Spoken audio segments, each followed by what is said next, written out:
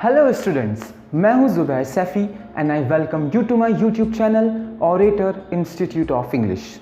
आज मैं आपके लिए नरेट करूंगा जस्टिस, जो लिखा है जॉन गाल्सवर्दी ने। ये प्ले पब्लिश किया गया था 1910 में और ये उस मूवमेंट का हिस्सा था जिस मूवमेंट में ब्रिटेन वासी मांग करते थे अपनी न्याय व्यवस्था को सुधारने की।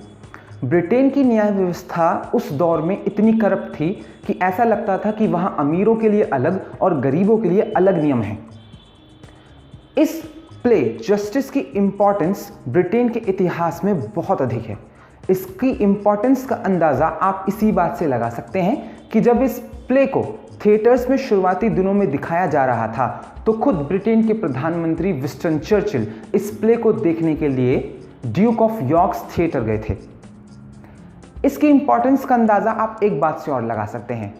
भारतीय साहित्य के महान लेखक प्रेमचंद ने भी जस्टिस से प्रेरित होकर एक नाटक लिखा था जिसका नाम था न्याय। जस्टिस कहानी है एक ऐसे गरीब 23 साल के नौजवान लड़के की जो एक अपराध कर ब्रिटेन की न्याय व्यवस्था में पिस कर रह जाता है। तो चलिए हम देखते हैं कि क्या फाल्डर को न्याय मिलता है। अगर फाल्डर को न्याय मिलता है तो वो किस तरह का होता है। शुरू करते हैं जस्टिस का नरेशन। मैं आपसे रिक्वेस्ट करता हूं कि वीडियो को देखेंगे लास्ट तक और लास्ट में मुझे देंगे मेरे सवालों के कुछ जवाब। तो चलिए शुरू करते हैं जस्टिस, जो लिखा है जॉन गाल्सवर्दी ने।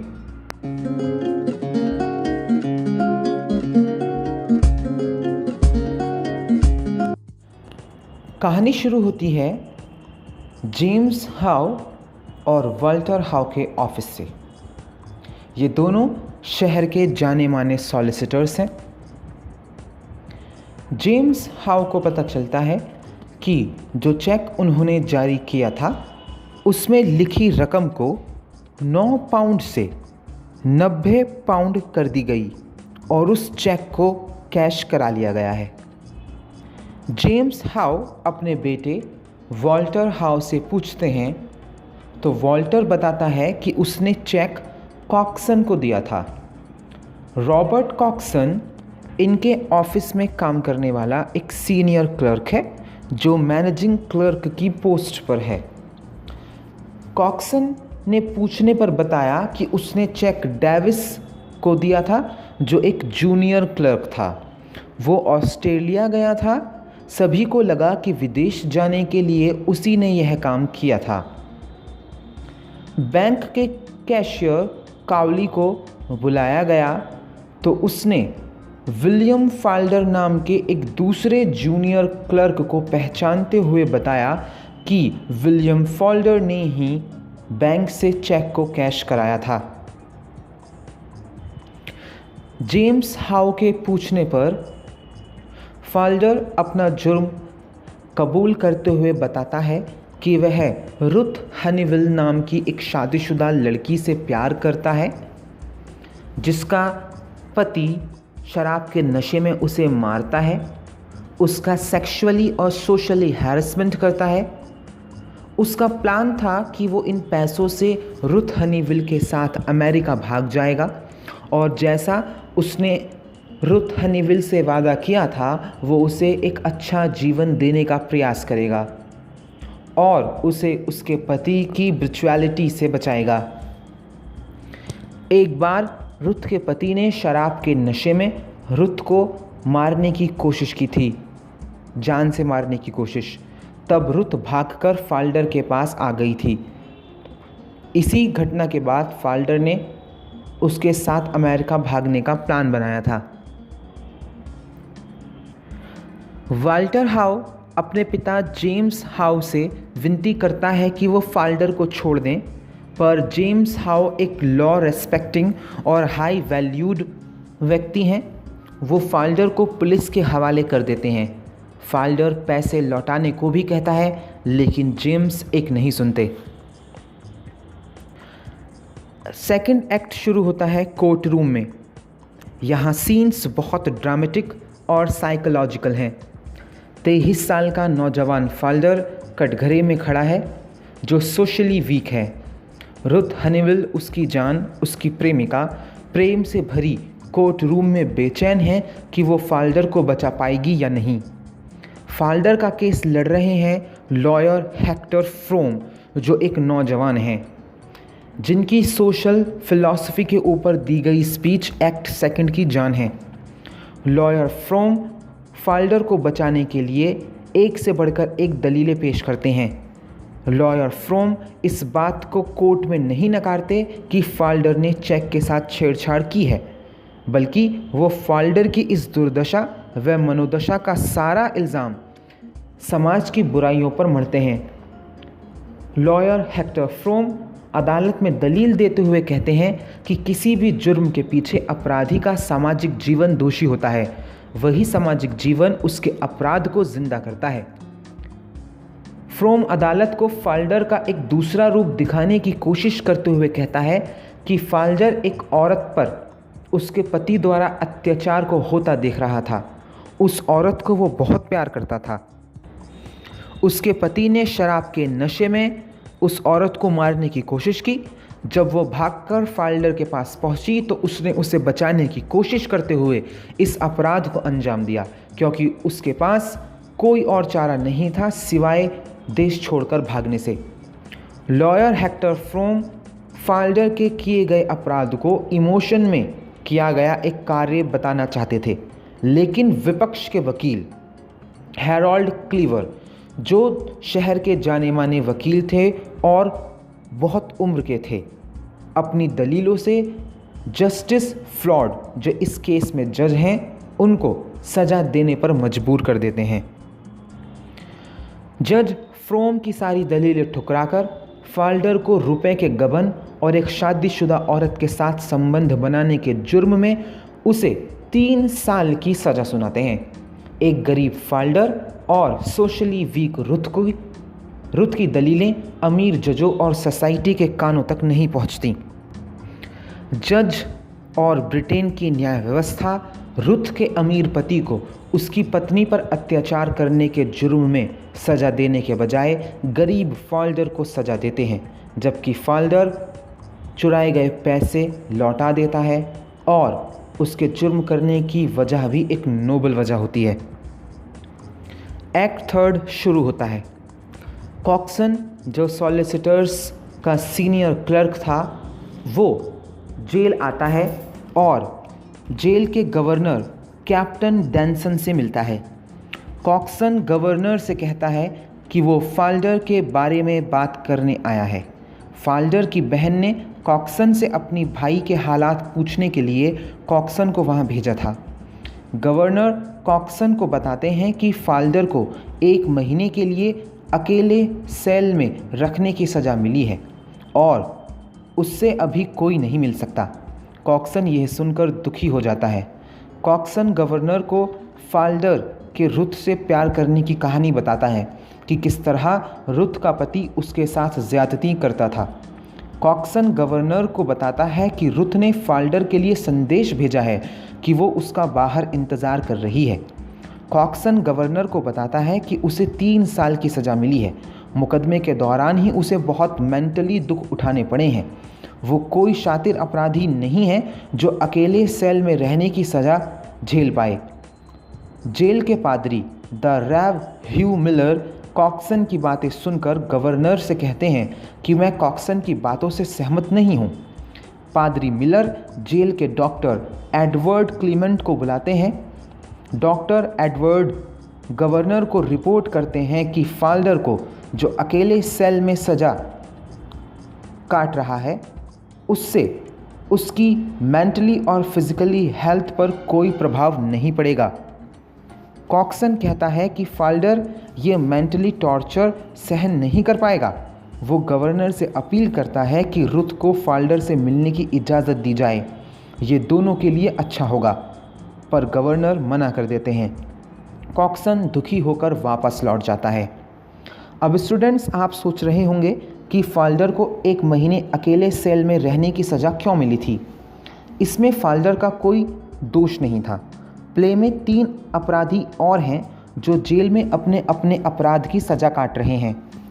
मॉर्निंग नाम का एक कैदी एक छोटी आरी हाथ से बनाता है जिससे वो अपने सेल की विंडो बार्स को काटने में कामयाब रहता है। इस घटना का पता जेलर वुडर को चलता है। इस जेल के जेलर का नाम वुडर है। एक घटना और होती है जिसमें एक कैदी ओ क्लियरी सुबह सुबह अपने सेल का दरवाज़ा ज़ोर ज़ोर से पीटने लगता है। इन सब घटनाओं से जेल के अनुशासन टूटने के डर से गवर्नर सभी कैदियों को अलग अलग सेल में शिफ्ट कर देते हैं। एक बार गवर्नर जेल के दौरे पर निकलते हैं। पहले वो मौनी के पास जाते हैं और उससे कहते हैं कि वो दोबारा आरी का प्रयोग नहीं करेगा। फिर वो क्लिफ्टन नाम के कैदी के पास जाते हैं जो बूढ़ा हो गया है। वो गवर्नर से कहता है कि उसे इस सेल में नींद नहीं आती। फिर गवर्नर ओ क्लियरी के पास जाकर उसके दरवाजे पीटने का कारण पूछते हैं। वो कहता है कि इस तरह वो अपने आप से बातें करता है। जब गवर्नर फाल्डर के पास पहुंचते हैं तो फाल्डर गवर्नर को बताता है कि उसे नींद नहीं आती। गवर्नर फाल्डर से कहते हैं कि वो बाहर के जीवन की टेंशन लेना छोड़ जेल में रहने की आदत डाले। गवर्नर डॉक्टर एडवर्ड क्लीमेंट को फाल्डर की जांच करने को कहते हैं। डॉक्टर गवर्नर को बताते हैं कि फाल्डर बस नर्वस है, बाकी फाल्डर को और कोई समस्या नहीं है। फाल्डर उस सेल में अपने आप को पिंजरे में बंद जानवर समझता है जिसे बाहर के शोर की एक आवाज़ भी नहीं आती। एक्ट 4 शुरू होता है 2 साल बाद कॉक्सन के रूम में।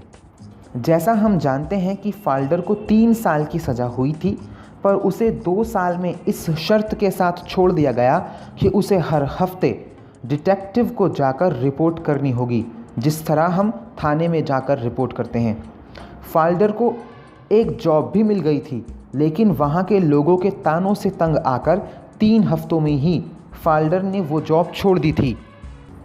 ये सारी बातें कॉक्सन को रुथ बता रही थी, जो उनके ऑफिस में कॉक्सन से मिलने आई थी। कॉक्सन रुथ से पूछता है कि वो उसकी कैसे मदद कर सकता है। रुथ कहती है कि उसकी सैलरी इतनी नहीं है कि 2 बच्चों को पाल सके।